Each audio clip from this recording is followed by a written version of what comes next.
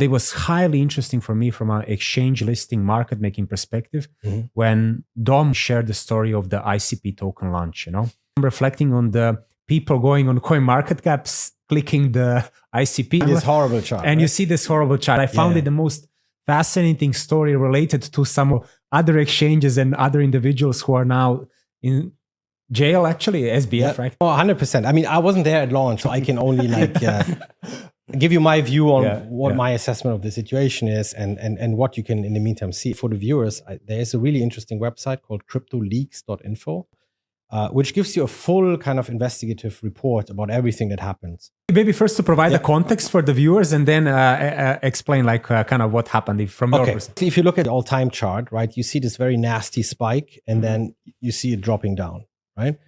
And it obviously looks horrible. Like for people that don't know about the internet computer and are just, triggered by charts, they look at it and then they say, okay, next. Pretty quickly after launch, like the token price ran through the roof and then relatively quickly from that high top.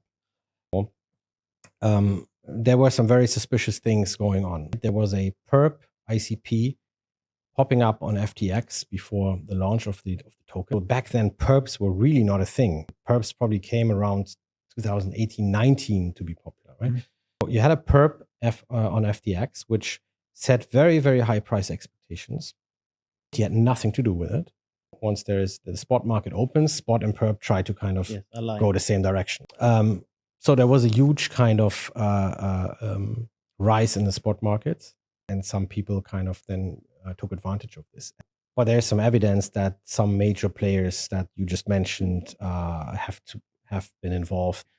There were smear campaigns about it. It sounded like a very odd. We've seen the FTX collapse. We have seen Celsius collapsing. I mean, BitConnect, let alone BitConnect, right? We've seen so many scandals that I think it's even beyond imagination what some people would actually do to kind of rip off.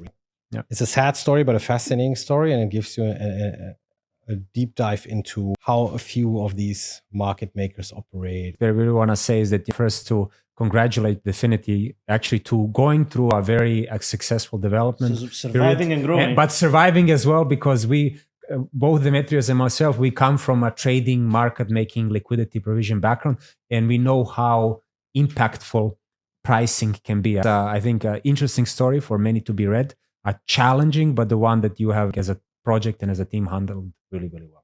Thanks. The kudos obviously go to the team, right? To Dom and Jan and everyone that kept on building, tried to minimize distraction from it and just kept on building. This is the substance topic. And this is also why I chose to go to DFINITY.